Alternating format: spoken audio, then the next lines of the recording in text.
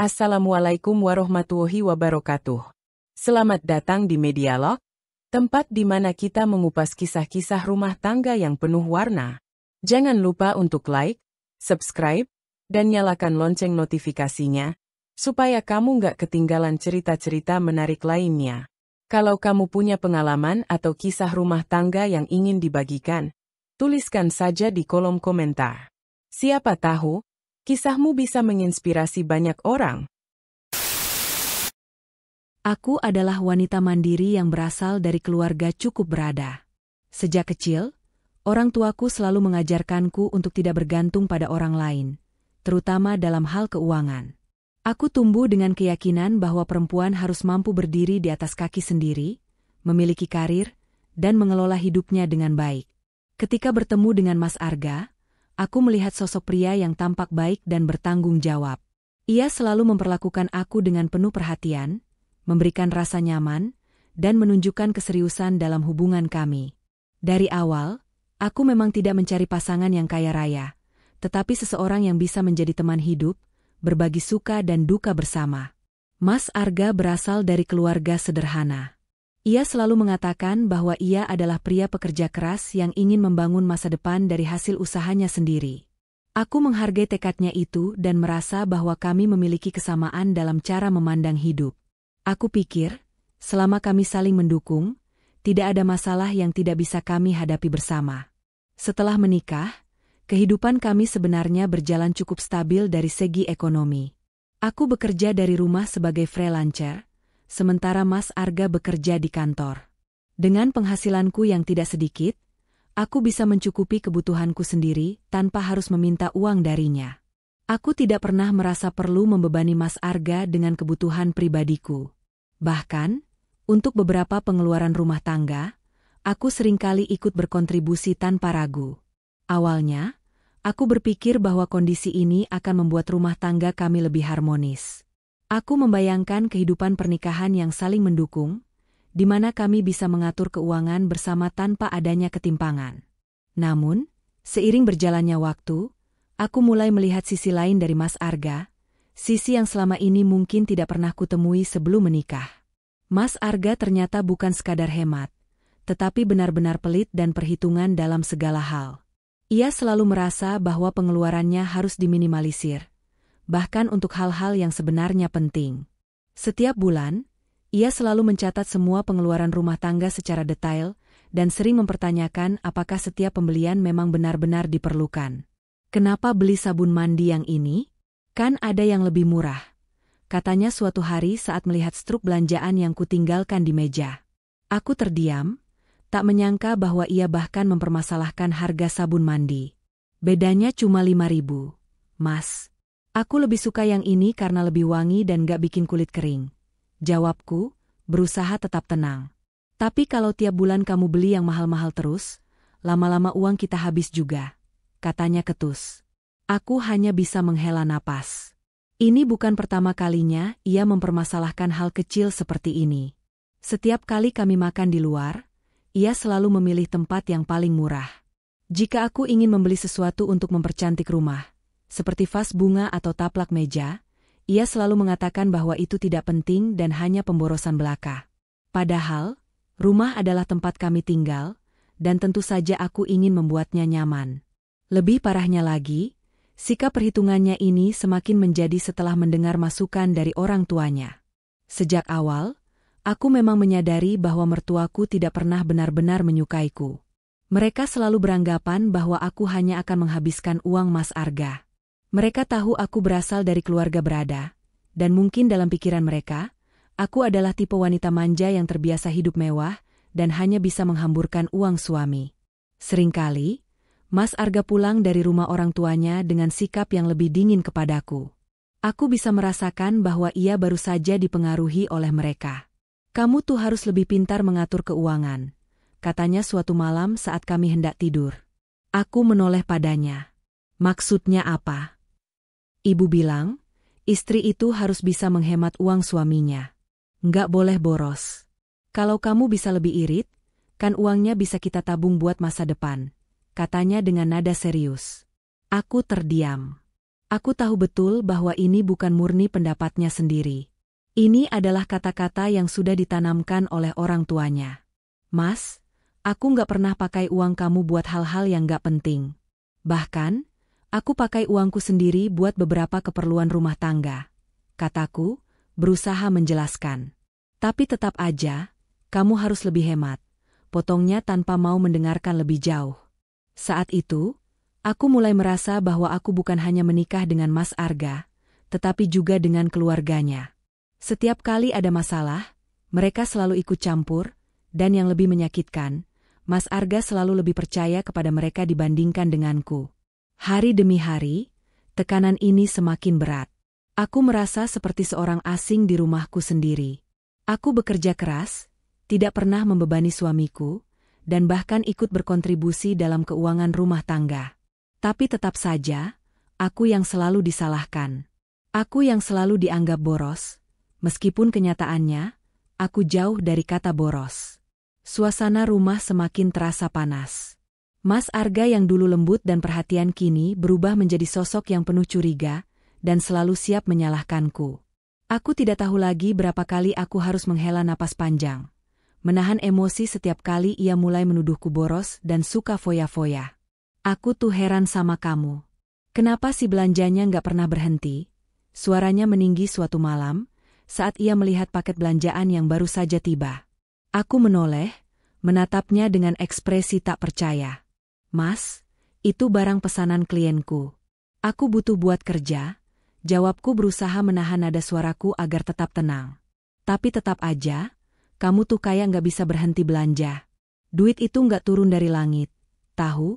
Bentaknya lagi. Darahku mendidih. Duit siapa yang aku pakai? Mas? Duit aku sendiri. Kan? Aku nggak pernah minta sepeser pun dari kamu. Aku tak bisa lagi menahan amarahku. Mas Arga mendengus, wajahnya memerah karena emosi. Tapi tetap aja, kamu itu istri. Harusnya bisa lebih hemat, lebih tahu diri. Jangan kayak nggak punya batas. Mataku memanas, tapi aku menolak untuk menangis. Ini sudah keterlaluan. Aku bekerja, aku menghasilkan uang sendiri, aku tidak pernah menyentuh gajinya sepeser pun, dan sekarang aku masih juga dituduh boros? Mas, kamu dengar nggak omonganmu sendiri? Aku yang cari uang sendiri, aku yang bayar semua kebutuhanku, bahkan aku juga ikut bayar keperluan rumah ini. Lalu di mana letak borosnya? Suaraku bergetar karena marah. Tapi, bukannya mereda, Mas Arga malah semakin menjadi. Ibu benar. Dari awal aku sudah diperingatkan, kamu cuma akan menghabiskan uangku. Ibu bilang, perempuan kaya-kaya kamu tuh nggak bakal bisa hidup sederhana. Pasti bisanya cuma hambur-hamburin uang suami. Aku membelalakan mata, benar-benar tak percaya dengan apa yang baru saja kudengar. Ibumu bilang begitu? Ya, dan aku makin sadar. Kamu memang seperti itu. Kamu pikir aku nggak tahu? Kamu tuh egois. Yang kamu pikirin cuma kesenanganmu sendiri. Aku menggeleng tak percaya. Kesenangan aku sendiri? Aku tertawa sinis. Kamu tahu nggak? Selama ini aku diam karena aku masih ingin menjaga pernikahan ini. Aku masih ingin menghormati kamu sebagai suami. Tapi sekarang aku sadar, aku sudah terlalu sabar. Mas Arga menatapku dengan ekspresi tak terima. Oh, jadi kamu mau melawan sekarang? Aku cuma mau kamu pakai akal sehat. Mas, aku nggak pernah pakai uang kamu. Aku nggak pernah foya-foya. Justru kamu yang sejak menikah ini nggak pernah keluar uang buat aku. Tiba-tiba, ponselnya berbunyi. Aku bisa melihat sekilas nama di layar. Ibu. Hah? Tentu saja. Siapa lagi kalau bukan mereka yang terus mengompori pikirannya? Dengan cepat, ia mengangkat telepon itu, berjalan menjauh dariku seolah ingin memastikan aku tidak bisa mendengar percakapannya. Tapi aku tetap bisa menangkap beberapa potong kalimat yang membuat hatiku semakin panas. Iya, Bu. Iya, aku tahu. Iya, Bu, nanti aku tegur lagi. Tak lama kemudian, ia kembali dengan tatapan tajam. Ibu bilang, aku harus lebih tegas sama kamu. Kalau kamu tetap ngelawan, mungkin memang lebih baik kita pikirkan ulang pernikahan ini. Dada ini terasa sesak. Jadi ini akhirnya? Dia lebih percaya pada ibunya daripada pada istrinya sendiri? Aku menatapnya lekat-lekat. Kalau itu yang kamu inginkan, Mas, silakan. Aku nggak akan memohon untuk bertahan dengan pria yang bahkan tidak menghargai istrinya sendiri. Aku berbalik, melangkah ke kamar dengan tangan gemetar karena menahan amarah dan kekecewaan. Di belakangku, aku bisa mendengar Mas Arga mengumpat pelan, tapi aku tidak peduli lagi. Malam itu, aku tidak bisa tidur. Bukan karena aku takut, tetapi karena aku sadar. Mungkin, ini bukan pernikahan yang pantas untuk aku perjuangkan. Hari-hari berlalu dengan semakin banyak pertengkaran. Mas Arga yang dulu penuh perhatian kini berubah menjadi sosok yang sulit diajak bicara. Setiap kali aku mencoba berdiskusi dengannya, mencoba menjelaskan sudut pandangku, ia selalu menutup telinga. Ia tidak lagi mendengarkan pendapatku, seolah-olah apapun yang kukatakan tidak ada artinya. Aku cuma mau kita bicara baik-baik, Mas, kataku suatu malam, berusaha menahan kesabaranku. Kita suami istri, harusnya bisa menyelesaikan masalah tanpa harus saling menyalahkan. Mas Arga yang sedang duduk di sofa, hanya melirik sekilas tanpa minat. Ngapain dibahas lagi? Toh, kamu juga nggak bakal mau dengerin omongan aku. Aku menarik napas panjang. Aku selalu mendengarkan, Mas. Tapi masalahnya, kamu yang selalu percaya omongan orang lain daripada mendengarkan aku sebagai istri kamu. Mas Arga langsung mendengus. Maksudmu ibu dan bapak? Mereka cuma ingin yang terbaik buat aku. Mereka nggak mau aku rugi karena istriku sendiri. Aku terkekeh sinis. Rugi? Rugi apanya? Mas, aku nggak pernah pakai uang kamu, aku tetap bekerja, dan aku juga ikut bayar keperluan rumah. Sebenarnya siapa yang rugi di sini?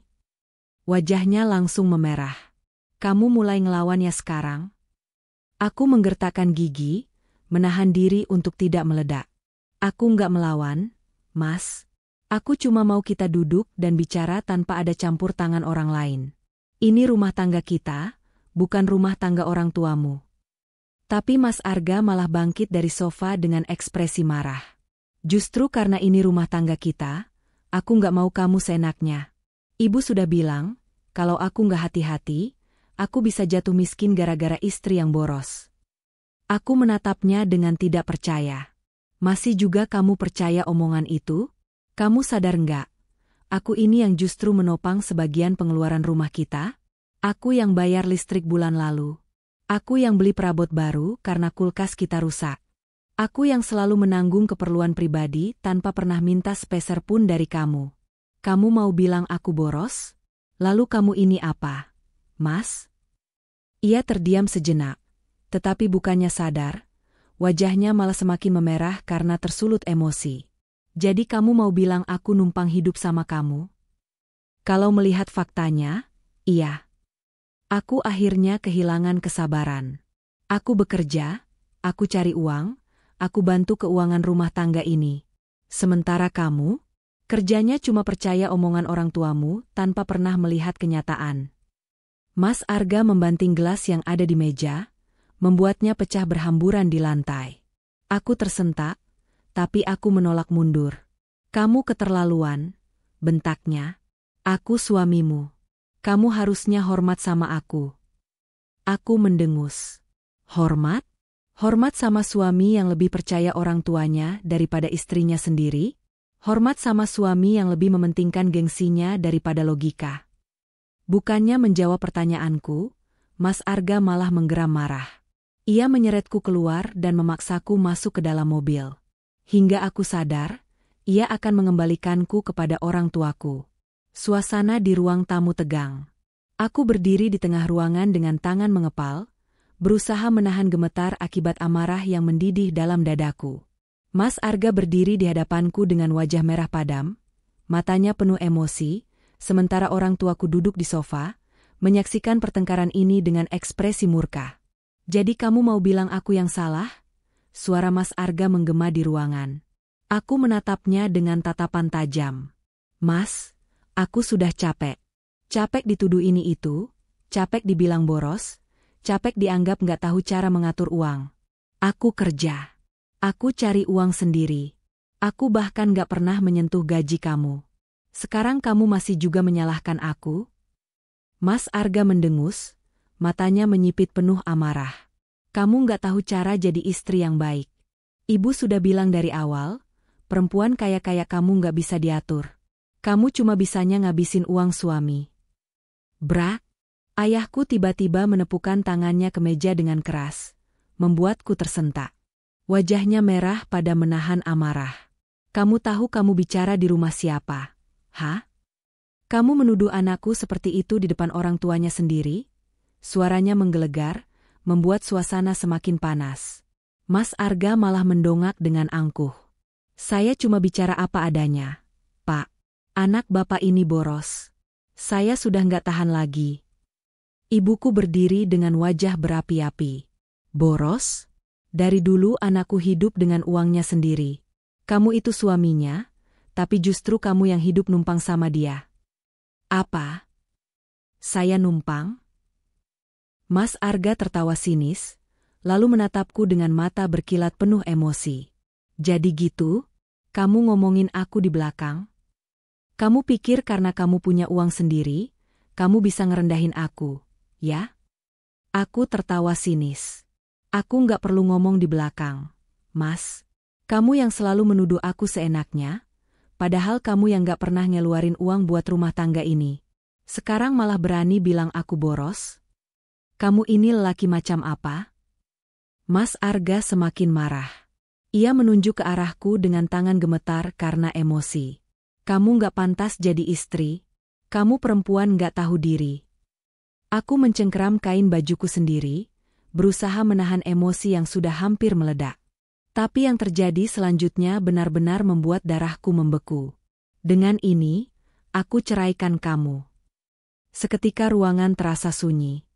Aku mematung di tempatku, merasakan sesuatu yang panas menjalar di dadaku. Orang tuaku menatap Mas Arga dengan mata membelalak, tak percaya dengan apa yang baru saja keluar dari mulutnya. Lancang sekali kamu, Arga? Suara ayahku bergetar karena marah. Mas Arga menarik napas dalam-dalam, seolah merasa puas dengan keputusannya. Iya, memang itu yang terbaik. Aku sudah muak hidup sama perempuan ini. Plah, tiba-tiba, tangan ayah melayang keras ke pipi Mas Arga. Suara tamparan itu menggema di seluruh ruangan. Kurang ajar kamu, Arga. Kamu menceraikan anakku di depan orang tuanya sendiri? Kamu pikir rumah tangga itu mainan? Mas Arga tersentak. Tangannya menyentuh pipinya yang memerah. Ia menatap ayah dengan penuh kemarahan, tetapi sebelum bisa membalas, ibuku sudah menunjuk arah pintu dengan wajah penuh amarah. Keluar dari rumah kami. Sekarang juga. Aku masih terpaku di tempat. Napasku tersengal-sengal akibat gejolak emosi yang bercampur dengan kepedihan. Air mataku hampir jatuh. Tapi aku menahannya mati-matian. Aku tidak akan menangis di depan pria ini. Aku tidak akan menunjukkan kelemahan di hadapannya. Mas Arga terdiam sejenak, lalu mendengus penuh harga diri. Baik, aku pergi. Aku juga nggak butuh perempuan macam dia. Dengan langkah kasar, ia berjalan menuju pintu. Namun sebelum benar-benar keluar, ia menoleh ke arahku dengan tatapan penuh kebencian. Kamu akan menyesal. Ingat itu. Aku menatapnya balik, lalu berkata dengan suara yang penuh ketegasan. Yang akan menyesal itu kamu, Mas. Tapi saat itu terjadi, aku sudah tidak peduli lagi. Mas Arga menatapku tajam, lalu tanpa berkata-kata lagi, ia membuka pintu dan pergi. Begitu pintu tertutup, tubuhku akhirnya melemas. Ibuku langsung mendekat dan memelukku erat. Sementara ayah masih berdiri dengan napas memburu, menahan amarahnya yang belum reda. Anakku, kamu tidak pantas diperlakukan seperti ini, bisik ibu di telingaku. Aku menggigit bibirku, menahan tangis yang akhirnya pecah juga. Aku sudah mengorbankan banyak hal untuk pernikahan ini. Tapi kini, semuanya berakhir dengan cara yang paling menyakitkan. Setelah Mas Arga pergi, suasana di rumah masih terasa begitu tegang. Aku duduk di sofa dengan pandangan kosong, merasakan dadaku sesak karena campuran marah, kecewa, dan sakit hati yang luar biasa. Suara ayah dan ibu yang memanggilku terasa samar, seolah-olah aku berada di dalam ruangan kedap suara yang hanya berisi gema pikiranku sendiri. Aku baru saja diceraikan oleh suamiku. Di depan kedua orang tuaku. Dengan cara yang begitu kejam dan merendahkan. Tanganku gemetar saat menyeka air mata yang masih terus mengalir, meskipun aku sudah berusaha menahannya. Aku tidak ingin terlihat lemah, tetapi aku tidak bisa mengontrol perasaan ini. Rasa sakitnya terlalu menusuk. Ibu duduk di sampingku dan langsung merangkul tubuhku dengan erat. Sabar ya, nak. Ibu tahu ini berat, tapi percayalah, kamu sudah melakukan yang terbaik. Aku terisak dalam pelukannya. Bu, kenapa dia begitu kejam? Kenapa dia lebih percaya orang tuanya daripada aku? Ibu mengusap punggungku dengan lembut. Karena dia bukan pria yang layak untukmu. Dari awal ibu dan ayah sudah melihat tanda-tandanya, tapi kami tidak ingin ikut campur. Kami ingin kamu bahagia, nak. Tapi sekarang kami tahu, Mas Arga bukanlah pria yang bisa membahagiakanmu. Aku menutup mata, mengingat kembali setiap pertengkaran, setiap tuduhan yang ia lontarkan kepadaku, setiap ketidakadilan yang harus kutelan sejak menikah dengannya. Selama ini, aku menahan diri, berharap semuanya akan membaik. Tapi nyatanya, aku hanya menipu diriku sendiri. Ayah yang sejak tadi diam akhirnya berbicara. Suaranya terdengar tegas tetapi penuh kasih sayang. Ayah tidak akan membiarkan dia merendahkanmu lagi. Mulai sekarang, kamu tidak perlu khawatir. Kami akan mengurus semuanya. Kamu tidak sendiri. Aku menoleh ke arah ayah, menatap wajahnya yang penuh ketegasan dan amarah yang masih tersisa. Maksud ayah? Ayah sudah menghubungi pengacara kita. Perceraian ini harus segera diproses. Kamu tidak perlu berurusan dengan Mas Arga lagi, jawab ayah dengan nada penuh kepastian. Aku terdiam sejenak, mencoba mencerna kata-kata ayah. Selama ini aku mencoba mempertahankan pernikahan yang sudah hancur. Tetapi kini aku sadar, tidak ada lagi yang bisa dipertahankan. Aku ingin semua asetku ditarik kembali. Kataku, suaraku lebih kuat daripada yang aku kira. Ayah dan ibu saling berpandangan, lalu mengangguk. Itu memang sudah seharusnya, kata ibu. Rumah ini atas namamu, mobil juga kamu yang beli, dan semua barang yang ada di dalamnya adalah hasil kerja kerasmu. Dia tidak berhak atas apapun. Aku mengangguk, hatiku masih terasa sakit, tetapi ada sedikit kelegaan yang mulai muncul. Aku ingin semuanya diselesaikan secepat mungkin. Aku tidak mau lagi ada urusan dengan dia. Kita akan pastikan semuanya selesai. Nak, kata ayah. Pengacara kita akan mengurus semua dokumen perceraian dan memastikan tidak ada celah bagi Mas Arga untuk menuntut apapun darimu. Aku menghembuskan napas panjang. Aku tahu ini bukan proses yang mudah, tetapi aku merasa lebih kuat karena ada ayah dan ibu di sisiku. Tak lama kemudian, ayah menghubungi pengacaranya dan mengatur pertemuan untuk membahas proses perceraian serta penarikan semua asetku.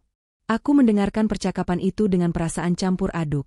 Di satu sisi masih ada sisa kepedihan, tetapi di sisi lain, ada perasaan lega karena aku akhirnya bisa terbebas dari pernikahan yang penuh penderitaan ini. Malam itu, untuk pertama kalinya setelah sekian lama, aku merasa benar-benar aman. Aku tidur di rumah orang tuaku, di kamar yang dulu menjadi tempatku tumbuh besar.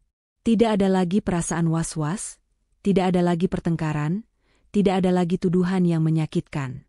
Ketika aku menutup mata, aku berjanji pada diriku sendiri, aku tidak akan pernah lagi membiarkan seseorang menginjak harga diriku seperti ini. Aku akan bangkit.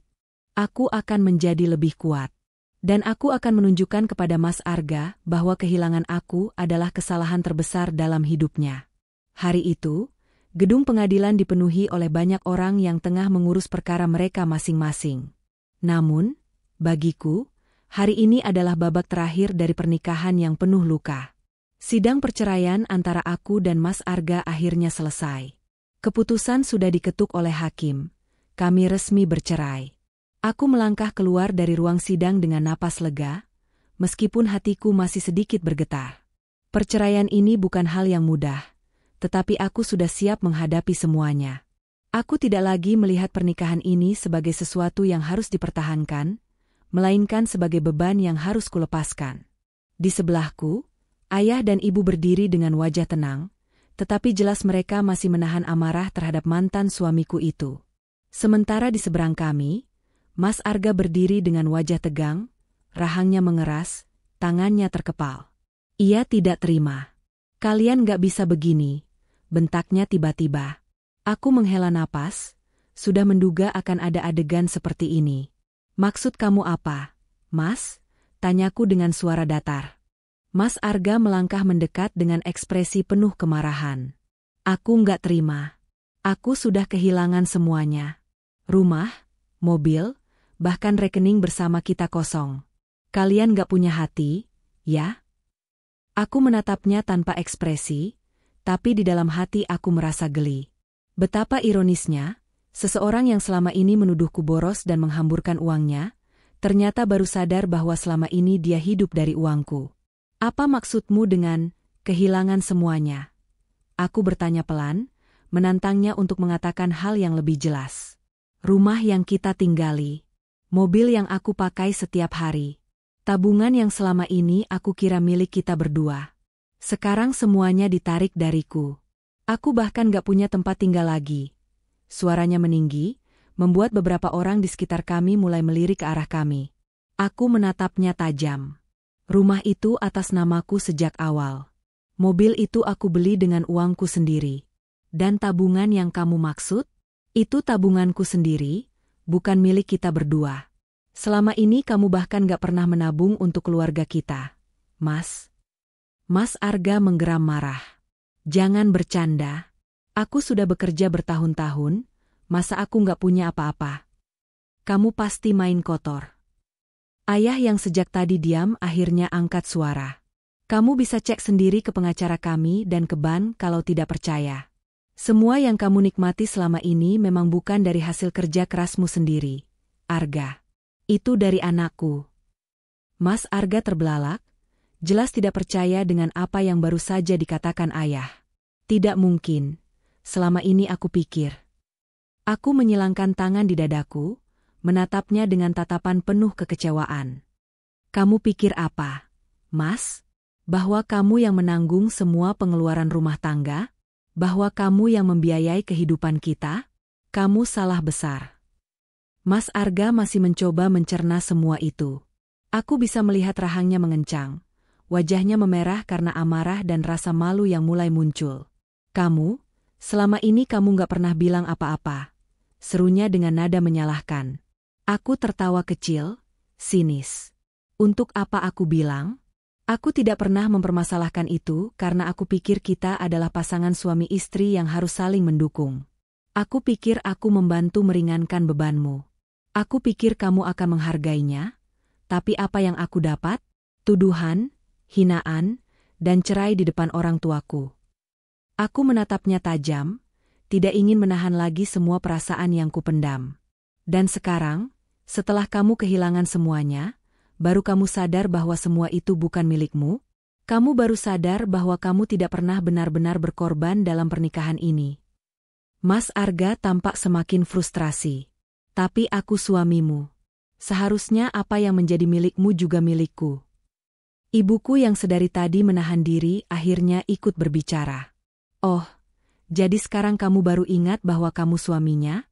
Kemana kesadaran itu saat kamu dengan enteng menceraikan anakku di depan kami? Wajah Mas Arga berubah pucat.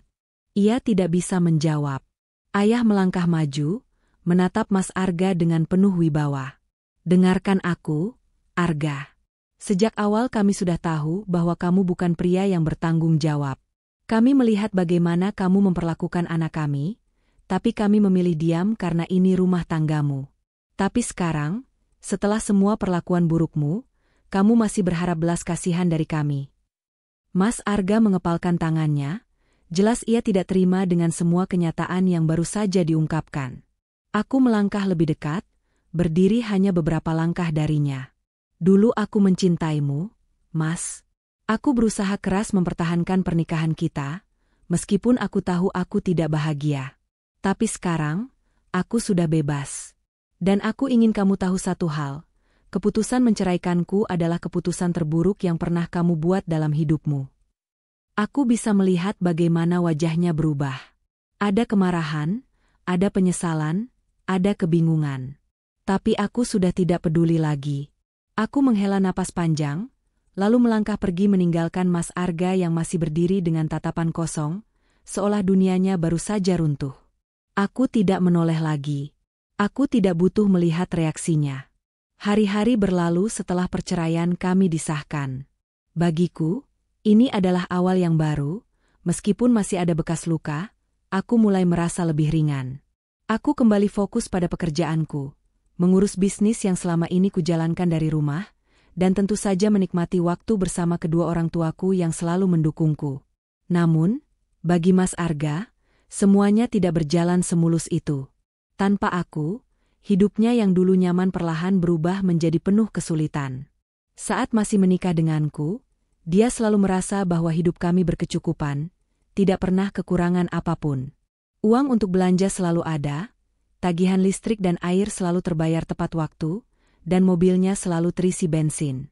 Tapi sekarang, setelah semua asetku kutarik dan semua tagihan yang dulu aku bayarkan kini harus ia tanggung sendiri, ia baru menyadari sesuatu. Bahwa selama ini, bukan dia yang menopang rumah tangga kami. Itu aku. Awalnya, mungkin Mas Arga mengira hidupnya tidak akan berubah terlalu banyak. Dia masih memiliki pekerjaannya di kantor, dan gajinya tentu saja masih ada. Tapi masalahnya, selama ini dia terbiasa hidup di zona nyaman. Semua kebutuhan rumah tangga ditangani olehku. Bahkan, saat dia membutuhkan sesuatu, aku yang sering membelikan atau setidaknya membayar sebagian biayanya. Kini, setelah aku tidak lagi berada di sisinya, semua pengeluaran itu harus ia tanggung sendiri. Dan disitulah dia mulai merasakan dampak sebenarnya dari perceraian ini. Aduh, bensin mahal banget ya sekarang. Keluhnya suatu hari di kantor saat sedang makan siang bersama rekan-rekannya. Salah satu temannya menoleh, mengangkat alis. Loh, bukannya dari dulu harga bensin segitu? Mas Arga terdiam. Iya, memang harga bensin tidak berubah. Tapi dulu dia tidak pernah terlalu memikirkannya karena setiap minggu, tiba-tiba saja mobilnya sudah terisi penuh. Sekarang, dia harus mengatur uangnya sendiri untuk itu. Tagihan listrik pun mulai terasa memberatkan. Selama ini, dia jarang sekali melihat berapa totalnya setiap bulan karena aku yang mengurus pembayaran. Tapi kini, ketika lembaran tagihan itu sampai ke tangannya, ia hampir tidak percaya. Listrik kok mahal banget sih? Gumamnya sambil mengernyit.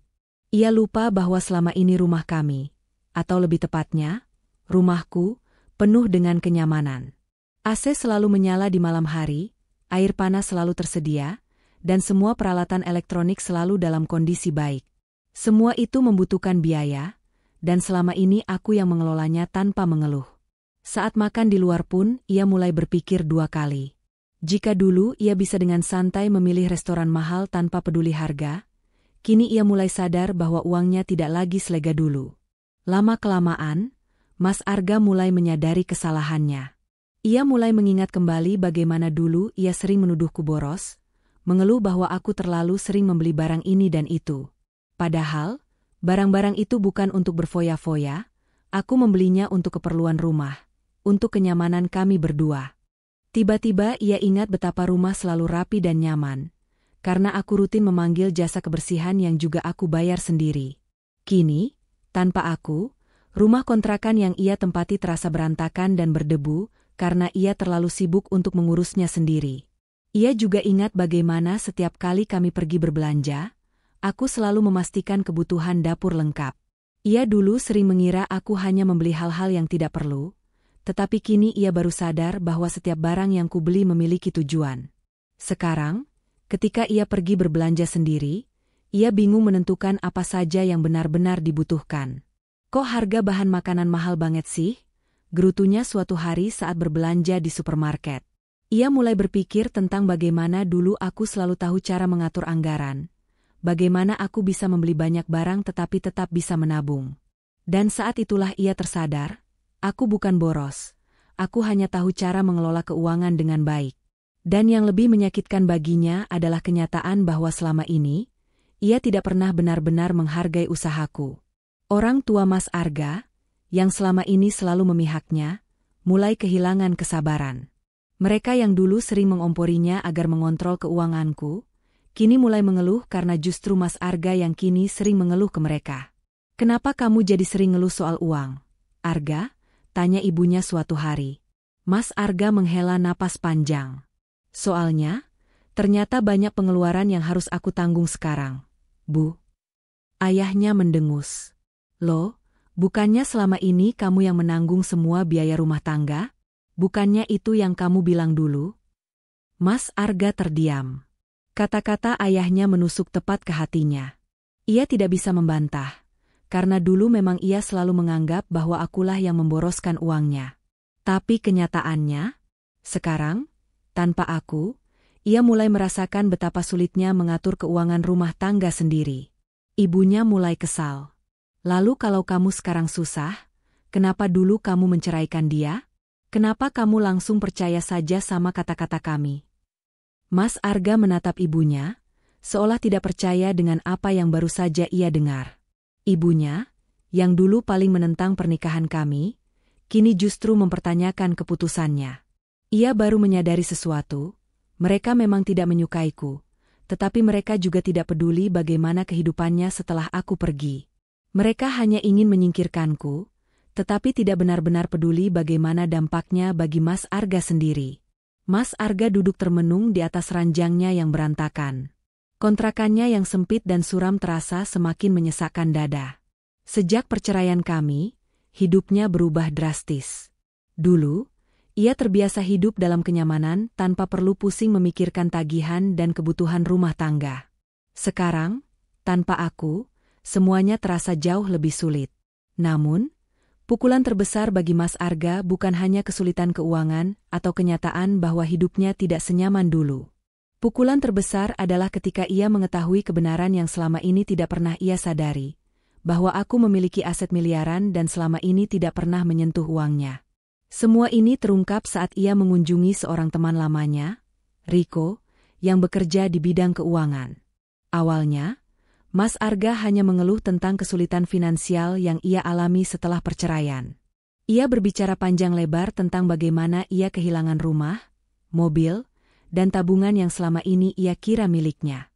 Namun, respons Riko membuatnya terkejut. "Loh, memangnya kamu nggak tahu? Mantan istrimu itu pengusaha sukses, Arga. Aku pernah dengar dari kenalan bahwa dia punya beberapa properti dan investasi besar. Dia tuh nggak butuh uang suami, justru mungkin kamu yang selama ini menikmati uang dia tanpa sadar." Mas Arga terdiam, seolah dunia berhenti berputar sejenak.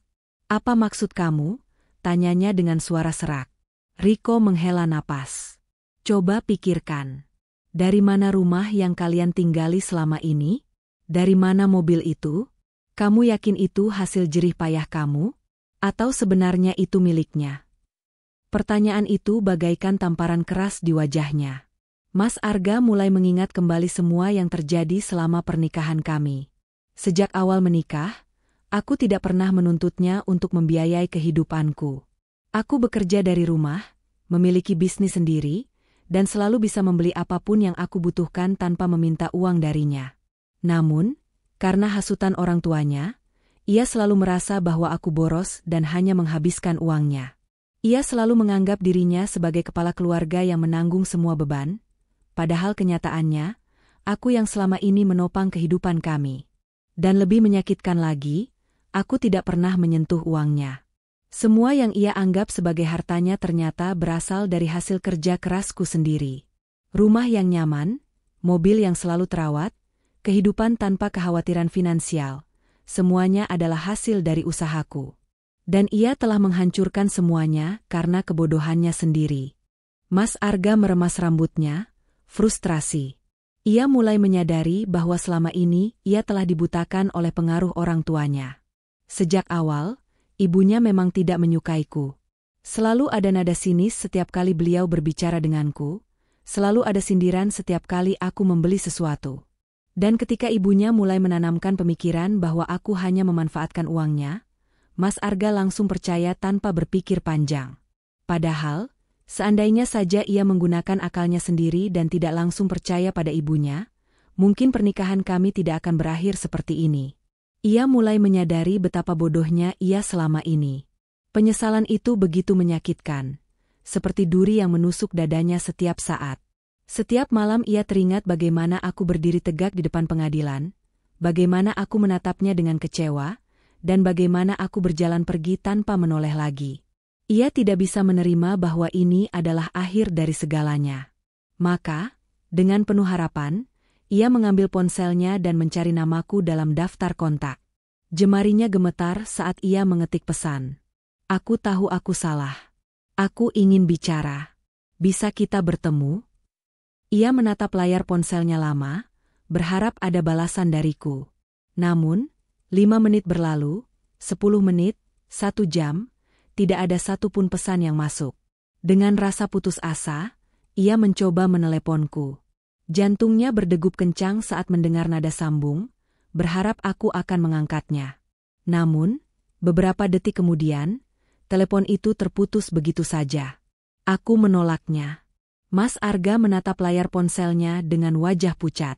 Aku tidak hanya mengabaikan pesannya, tetapi juga menolak untuk berbicara dengannya. Untuk pertama kalinya dalam hidupnya, ia benar-benar merasa kehilangan. Ia telah menghancurkan sesuatu yang berharga, dan kini, tidak ada cara untuk memperbaikinya. Mas Arga duduk sendirian di dalam kontrakannya yang kini terasa begitu sempit dan sunyi. Matanya menatap kosong ke layar ponselnya, berharap ada pesan dariku. Namun, tidak ada. Sudah berhari-hari, bahkan berminggu-minggu, sejak terakhir kali aku menolaknya, dan kini ia benar-benar harus menerima kenyataan, aku tidak akan pernah kembali. Ia memegang kepalanya, mengingat bagaimana aku menatapnya saat menolak permintaannya untuk kembali. Tatapan itu dingin, tapi penuh keyakinan.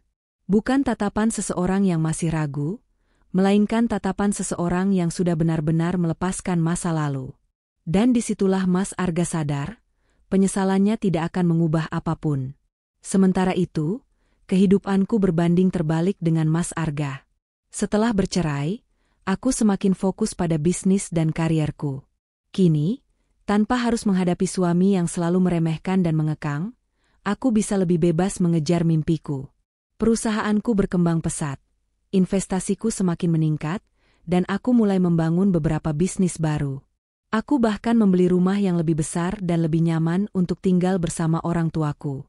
Mereka yang dulu marah karena aku diperlakukan tidak adil oleh Mas Arga, kini tersenyum bangga melihat keberhasilanku. Di media sosial, kehidupanku terlihat semakin gemilang. Aku sering bepergian ke luar negeri untuk urusan bisnis sekaligus liburan, menikmati hidup yang lebih bahagia. Foto-foto yang kuunggah selalu menunjukkan senyum yang tulus, bukan senyum yang dipaksakan seperti saat masih bersamanya. Dan tentu saja, semua itu sampai ke mata Mas Arga. Mas Arga mencoba menjalani kehidupannya seperti biasa, tetapi dimanapun ia berada, ia selalu melihat bayanganku. Di kantor, ia mendengar rekan-rekannya membicarakan kesuksesanku. Mantannya Arga itu luar biasa, ya? Setelah cerai malah makin sukses, ucap salah satu temannya saat makan siang. Di media sosial, setiap kali ia membuka ponselnya, selalu ada seseorang yang membagikan kabar tentangku. Entah itu berita bisnis, wawancara, atau sekadar unggahan bahagia yang menunjukkan betapa aku telah melanjutkan hidupku tanpa sedikit pun menoleh ke belakang. Ia tidak bisa menghindarinya. Setiap kali melihat fotoku tersenyum, ia merasakan nyeri di dadanya, karena ia tahu, seharusnya ia ada di sisiku saat ini. Ada malam-malam di mana Mas Arga hanya bisa menatap langit-langit kamarnya, mengulang kembali setiap keputusan yang ia buat. Bagaimana ia percaya pada kata-kata orang tuanya, tanpa pernah mencoba melihat kenyataan. Bagaimana ia dengan mudah menuduhku boros, padahal akulah yang menopang kehidupan rumah tangga kami. Dan yang paling menyakitkan, bagaimana ia melepasku begitu saja tanpa menyadari bahwa aku adalah hal terbaik yang pernah ia miliki. Kini, ia hanya bisa menyesal. Sementara aku sudah melangkah maju. Aku sudah menemukan kebahagiaanku sendiri. Dan aku tidak pernah sekalipun menoleh ke belakang. Karena untukku, masa lalu hanyalah pelajaran, bukan sesuatu yang harus diulang kembali.